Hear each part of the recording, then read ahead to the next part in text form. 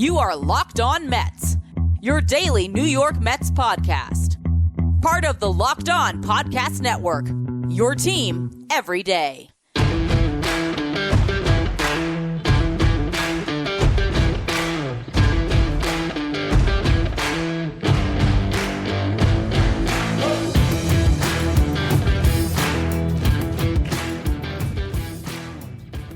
Hello to all you amazing Mets fans. You're listening to Locked On Mets, part of the Locked On Podcast Network, your team every day.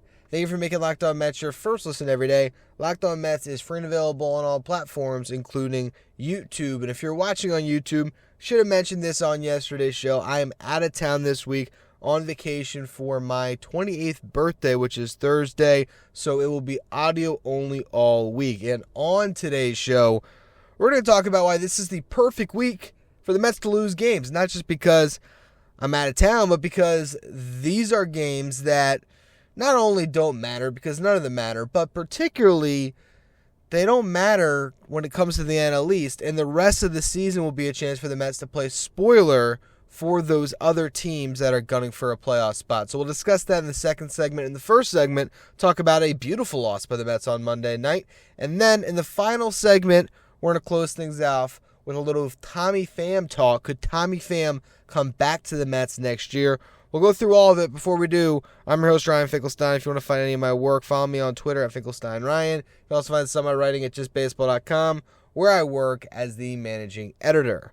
Download the Game Time app, create an account, use code LOCKEDON for $20 off your first purchase. Last minute tickets, lowest price, guaranteed. Now the Mets played the Diamondbacks the first game of a 4-game set, and, it was a perfect game for a tanking team, okay? Because you saw some things that were nice, like Jose Quintana pitched pretty well, okay? There was one inning where he gave up some runs the fourth inning, and it was Tommy Pham that started that rally. It was a leadoff double from him. He comes around to score on a base hit from Evan Longoria. The D-backs score a run also on a sacrifice fly in that inning. But overall, Quintana was solid again. He continues to look like a pitcher that you can just count on going to next season to be, a low threes ERA guy, to be the guy that you signed him to be when he got that 2-year deal coming off the sub-3 ERA season he had in 2022. So, see Quintana go back out there again, and it wasn't quite a quality start because he didn't go 6, but he goes 5, allows just 2 runs on 5 hits, 2 walks, gets 4 strikeouts. He's sitting at a 3.05 ERA through 10 starts with the Mets this season. Man, he just continues to look like a guy that is not a question mark going into next season. I think there was a great chance that would have been a question, right? If you remember, Carlos Carrasco, he's hurt for a similar period of time in the 2021 season, comes back, doesn't look good. Now, he ended up having a good 2022 season before this disaster of a year, which, by the way, I never mentioned on a podcast. My dad asked me about it the other day. He's like, did you ever talk about Carrasco on the show? I don't think you did.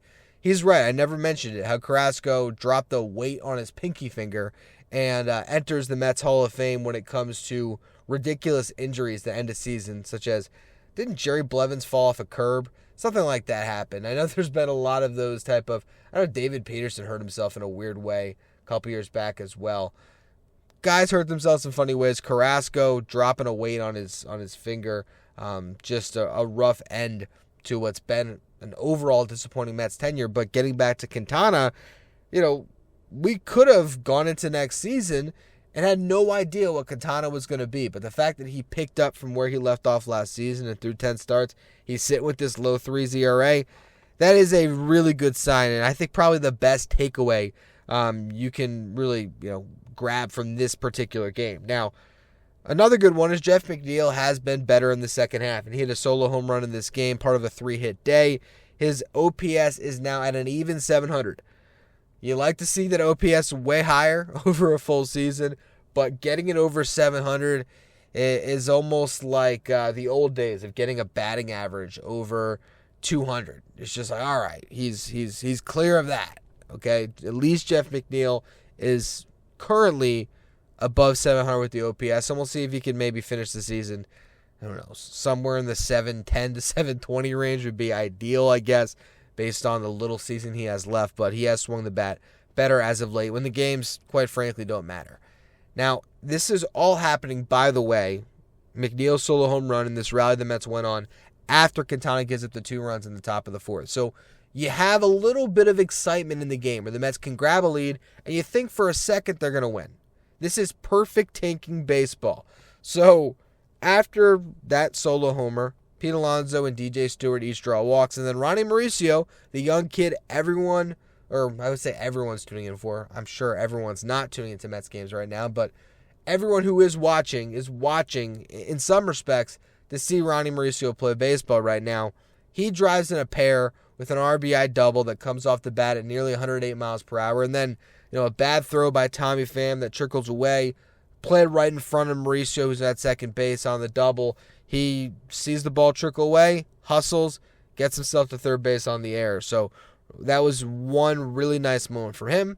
We see him again in the 9th inning when the Mets bullpen has blown the game because that's what good tanking baseball is, folks. Your bullpen blowing games so that you can put another loss in that column so you get that much closer to the lottery pick that we're going to talk about in the next segment.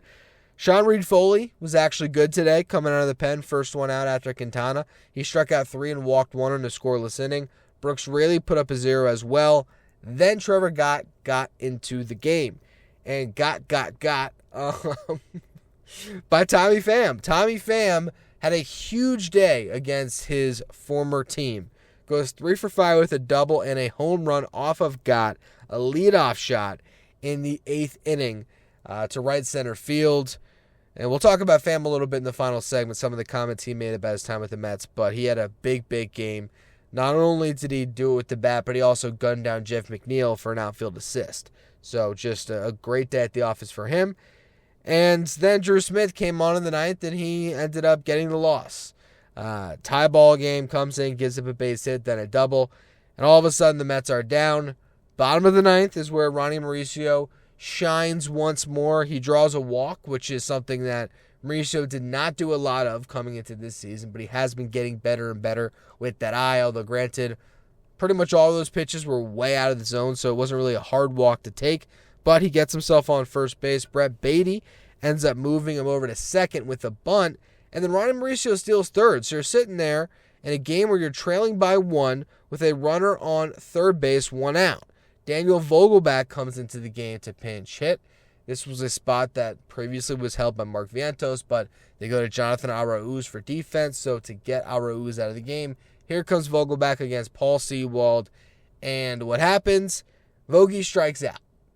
Omar Narvaez draws a walk. Tim LeCastro pinch runs, steals second. You have one last chance with runners in second and third, 2 outs. And Brandon Nimmo flies out. Game over.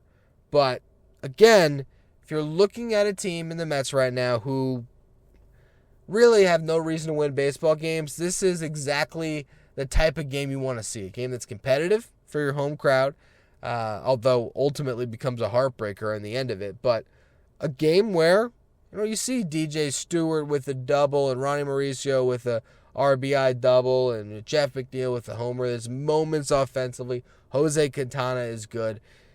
There's parts of that game that you can come home with and say, all right, the Mets played some decent baseball. They were competitive, but they lost. And that's the big thing, is they continue to lose, which is important because this is a Mets team that, whether consciously or not, is certainly tanking, trying to get into that lottery. And they right now are sitting in that 6th spot, and that's what I'll discuss next. Before we do, today's episode is brought to you by Sleeper. The MLB playoffs are right around the corner, which means the clock is ticking on your chance to receive 100 times payout on your cash with daily fantasy baseball. If your fantasy team is out of it at this point, if you're no longer vying for a playoff spot and you just are sitting there with the roster that's not worth even managing, get into daily fantasy baseball. Baseball has never been more exciting than it is right now, with studs like Ronald Acuna Jr. and Mookie Betts vying for an MVP, and you have in-house, when it comes to the Mets, guys like Pete Alonso and Francisco Lindor chasing milestones. This is your chance to add to your rooting interest, pick more or less on stats for these stars like home runs, hits, strikeouts, and more for up to 100-time payout on Sleeper. Get your picks right and you can win big. Plus, if you want to play with friends, there's built-in group chat functionality where you can see and copy your group's picks with the tap of a button. Entries can be made in 30 seconds or less. It's that easy. They also have safe and fast withdrawals. Use promo code LOCKEDON. You'll get up to a $100 match on your first deposit. Terms and conditions apply. See Sleeper's terms of use for details. Currently operational in over 30 states. Check out Sleeper today.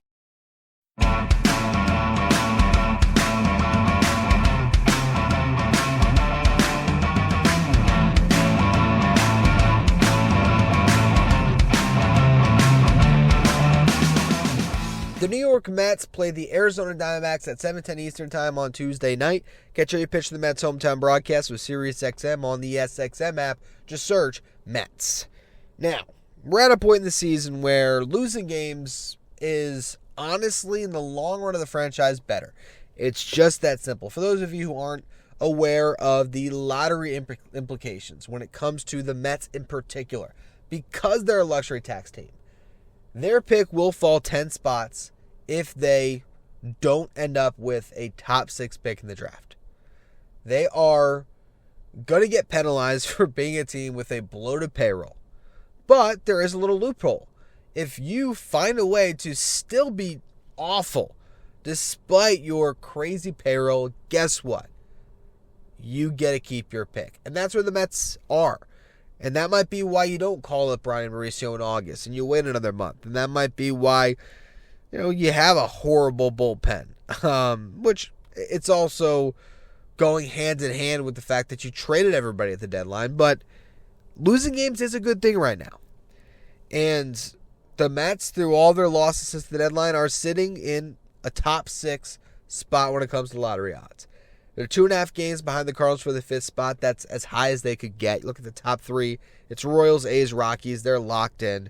And each of those 3 teams has a 16.5% chance of winning the lottery. But you have to understand that when a pick is made or a pick is selected, the first pick, you remove a team and all their odds. So if the Royals get it, you take 16.5% of the lottery scenarios, you pull them out.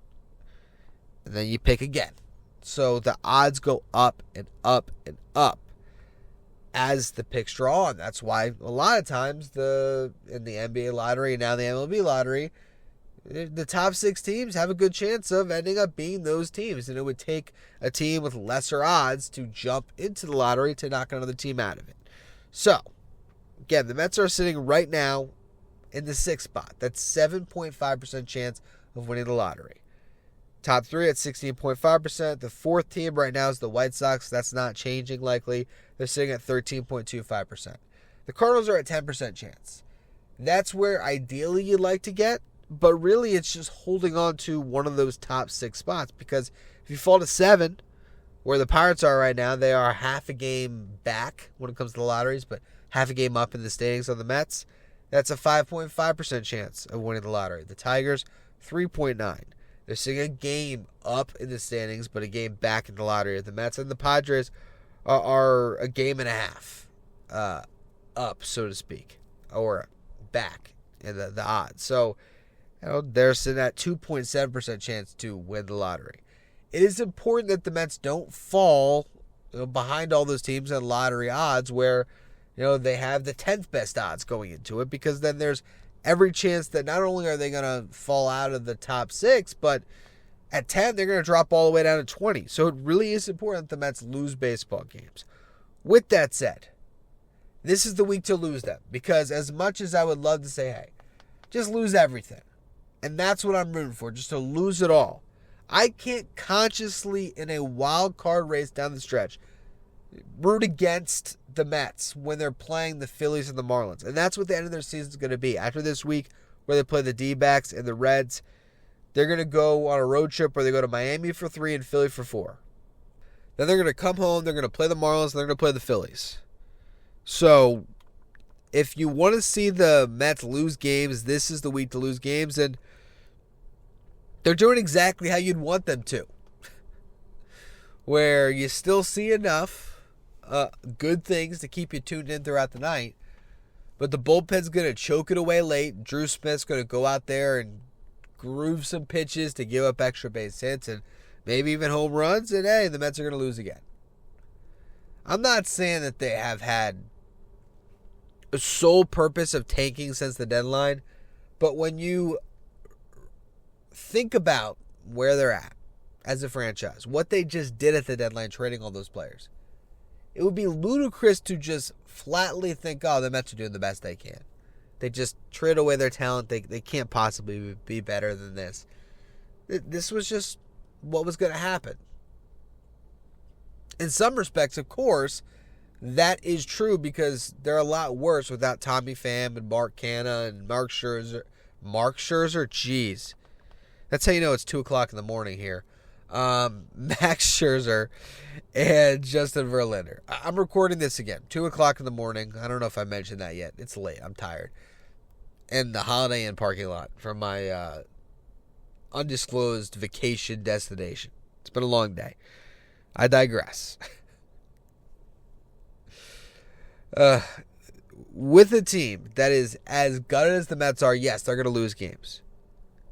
But I also think that when you hold back Ronnie Mauricio until September, when this bullpen just is as bad as it is, although, again, that's tough for them to be much better, I think there was knowledge that you were going to be this bad. Because, honestly, you even look at Tommy Pham, which is a perfect lead into the next segment. You know, they got a prospect that's a lottery ticket. A lottery ticket international guy. Who knows what he turns into. Not quite the same type of lottery ticket they got for David Robertson. Those two prospects, and Marco Vargas and Ronald Hernandez, I believe, is his name off the top of my head. We'll see if I'm right about that after I finish recording today when I look it up. The catcher. Those two guys were certainly playing in the Florida Complex League and were teenagers. But there was a little more, known about who they were and how they've been performing in the Complex League to have made that a valuable trade that you ended up swinging well before the deadline. The Tommy Pham trade that happened at the last second, they could have kept Tommy Pham for the rest of this season and been a little bit better than they are. And that prospect they got might not amount to anything. But they, I believe, wanted to lose. So, there's a week to lose, it's now. Because as much as they probably still will, I don't want to root for them to lose when they're playing the Marlins and the Phillies. I just don't. Anyway, I want to spend a little time on Tommy Pham because he had a big game and he had some interesting comments about the Mets. We'll get to that in a minute. Before we do, today's episode is brought to you by Game Time. If you want to go to some Mets games, you want to watch Tommy Pham in person over the next couple of days, you can do that because guess what? People are selling their tickets and they're selling them cheap. And you can go to Game Time where they have the best last minute tickets that you're going to find. Killer deals with their best price guarantee where you can stop stressing over the tickets and start getting hyped for all the fun you're going to have at the game. The Game Time guarantee means you'll always get the best price. If you find tickets in the same section in a row for less, Game Time's going to credit you 110% of the difference. It's the fastest growing ticketing app in the country for a reason.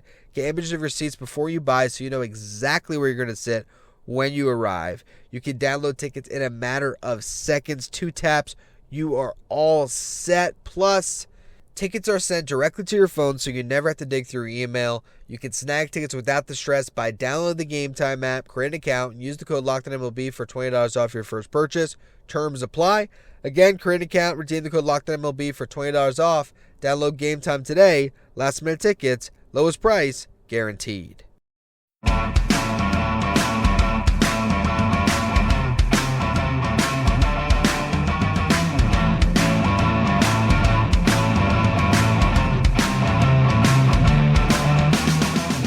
The New York Mets play the Arizona Diamondbacks at 7:10 Eastern Time tonight. Catch every pitch of the Mets' hometown broadcast with SiriusXM on the SXM app. Just search Mets. Now, Tommy Pham back at Citi Field for a quote-unquote revenge game. Is it a revenge game when you got to go and play in a playoff race? I don't think so. But he had nothing but good things to say about the Mets. And some of these quotes can be found in an article by the New York Post talking about how Pham was sort of shocked at how the season unfolded for the Mets. He said, quote, "If you repeat this season 10 times, I think you probably only get that result maybe once.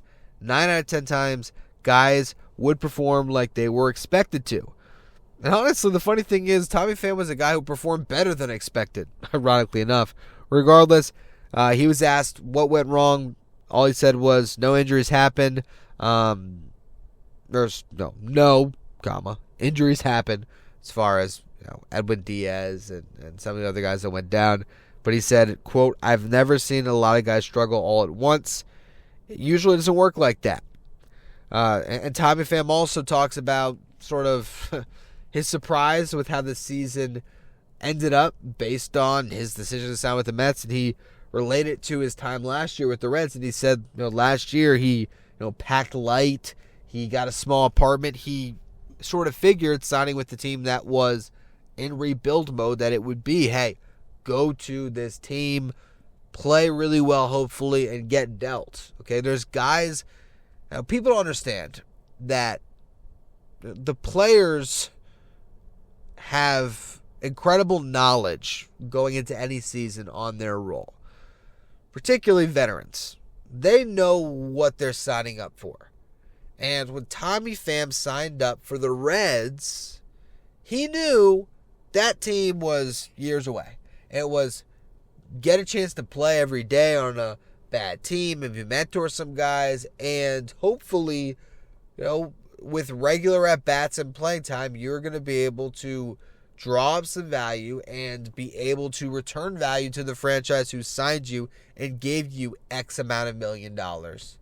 So they get a return on their investment, and you get to go and play on another team down the stretch. And he got the chance to do that with the Red Sox last year. This year, it was, all right, sign a 1-year, $6 million deal, accept a role, because he had to understand that he might not get an everyday role at the Mets for a chance to win. That's why Tommy Pham came to the Mets. Yes, he got a good amount of money based on a down season last year, but it was also understanding that, hey, this was a chance to play on a team that could go places and to contribute, and that's why he got more lavish apartment and was planning to stay. And that's why he was so surprised. But he did have some good things to say about the organization, particularly Buck Showalter, the manager, and Francisco Lindor. He said that Buck was great. Quote, he was honest, a straight shooter. As a player, that's all you can ask for. New York is different. The fans, they love their teams, and it's the biggest media. The way he handled it, he never threw a player under the bus. He took accountability and took all the heat. It makes you respect him even more. Lindor, the same, as bad as the season was for us as a team. Lindor took everything. Sounds like a guy that wouldn't mind coming back to the New York Mets. And that's not to say that Tommy Pham definitely will be back, although it would make that jersey I bought a little more valuable to me. But he is an interesting potential free agent out there because it's a thin class, and I wonder how much does this season improve Tommy Pham's stock to where he can go out and sign a 1-year deal with another contender. And maybe he doesn't view the Mets as a contender. And what would he get from that team? Or could the Mets, as a team that has a lot of prospects coming but maybe doesn't want to rush them, say, we'll bring Tommy Pham back for a nice chunk of change on a 1-year deal? And would he be more amenable to that, considering what this year was? Would he look at this year and say, it's just a weird year, the Mets are going to compete next year, so you're going to look at this Mets team and the organization and how they're going and say, that looks like a rebuild, and I don't want to be part of that. I don't want to mentor anyone, and I also don't want to look over my shoulder for young kids who could take my job. Ultimately, I'd still be surprised if there was a reunion, but I will say, of all the signs the Mets made this offseason outside of Kodai Senga, you can make the case that none worked out better than Tommy Pham on that 1-year deal. Regardless, you'll get to watch it for the next couple of days, and we'll be talking about this series for all you everydayers throughout this week. But that's going to be all for today. Make sure you follow, rate, review wherever you get your podcast. Follow me on Twitter at Finkelstein Ryan. Follow the show at Locked On Mets. If you want to catch every pitch to the Mets hometown broadcast this week, you can do so with SiriusXM on the SXM app. Just search Mets.